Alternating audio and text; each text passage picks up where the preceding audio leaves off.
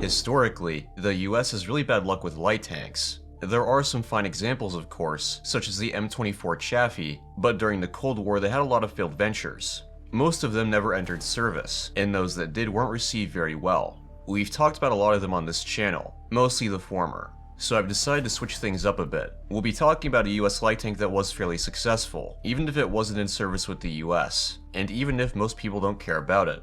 I'm talking about the Commando Stingray light tank, a privately developed venture by Cadillac Gage. It was developed primarily for export. It aimed to be as inexpensive as possible. Main battle tanks are pretty expensive, and this was true in the 1980s as well. This meant that for smaller nations, they opted to buy cheaper vehicles, such as modern light tanks or retrofitted medium tanks. You might think this means the Stingray wasn't very good, but for its time, it was actually quite advanced. It was first operational in 1984, but it wasn't delivered to the Royal Thai Army until 1990. Normally, it's pretty hard to find information on tanks from this era, but since it was an export item, there's actually a ton of information on the Stingray.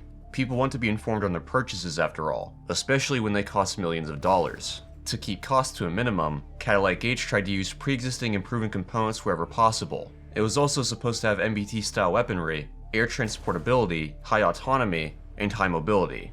Let's start with the hull itself, since it's one of the few unique components. The hull had a fairly conventional layout with a driver up front, turret in the middle, and power pack in the rear. It was constructed out of special Cadloy armor, basically just high hardness steel. This meant that along its frontal arc, it could stop 14.5mm HMGs, but along the rear, it could only stop rifle caliber rounds. The armor was kept relatively flat and uncomplicated. This was done to make applying applique armor a bit easier. The turret was also made of Cadloy. Despite being relatively small, the turret was apparently quite comfortable and easy to work in. The Stingray had a conventional crew configuration, with a driver, commander, gunner, and loader. An automatic loader likely would have saved space and weight, but it'd also be pretty expensive, so one wasn't used. The gunner and commander sat in the turret's right side, with the loader positioned along the left. For weaponry, it used the Royal Ordnance Low Recoil 105, the same gun used by the VFM-5 light tank. 36 rounds were carried in total, 8 of which were kept in the turret ready rack. The gun had a lot of optional equipment a customer could choose, including a laser rangefinder, thermal imager, digital fire control system, and dual-axis stabilizer. Along with the 105, the Stingray also had a coaxial 7.62 machine gun.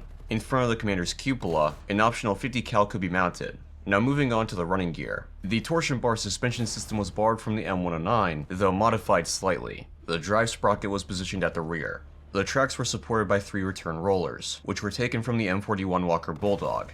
A Detroit diesel 8V92TA engine was installed. It produced 535 horsepower, and gave the Stingray a cruising range of nearly 500 kilometers. This engine was already in use by the Hemet, one of the Army's heavier truck platforms.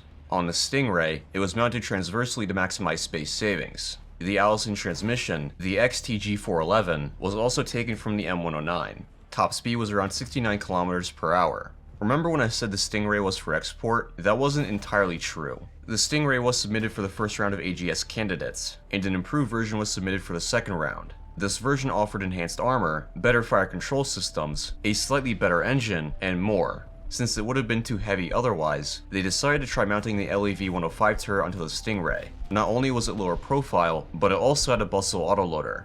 There were a few issues though. The Stingray's airdrop capability was questionable, it didn't have enough ready rounds, and it didn't have an integral NBC protection system. These are all pretty big deals, and in the end, it obviously wasn't selected. As mentioned earlier, the Stingray was somewhat successful. Thailand purchased over 100 of them, and their army still uses them to this day. I don't believe the Stingray has ever been used in combat, but it did come pretty close to it. In service with the RTA, the Stingray has generally been well liked, though there was apparently a scandal involving cracked hulls. After an investigation, the cause of the cracks was revealed. It wasn't a design flaw, it was because the crews would ramp their tanks, seeing how high they could go. To me, the Stingray is interesting because of how relatively simple it is. Other US light tanks failed because they were too ambitious, but because the Stingray was conservative, it was able to find some success. Anyway, that's pretty much all I've got to say. I hope you guys enjoyed the video, and I'll see you on the next one.